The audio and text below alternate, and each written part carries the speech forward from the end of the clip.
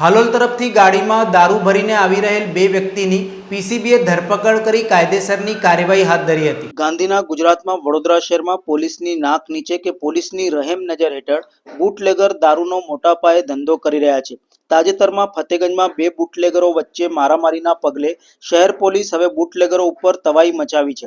તેવામાં હાલોલ તરફથી ગાડીમાં દારૂનો જથ્થો ભરીને આવી રહેલા બે વ્યક્તિને પીસીબી પોલીસે ઝડપી પાડ્યા હતા અને રૂપિયા 3.71 લાખનો મુદ્દામાલ કબજે કરી કાયદેસરની કાર્યવાહી હાથ ધરી હતી।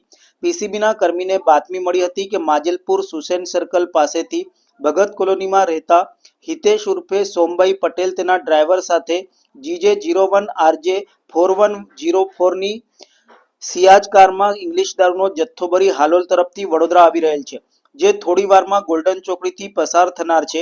જે બાતમીના આધારે પોલીસે ગોલ્ડન ચોકડી પાસે વોચ ગોઠવી હતી।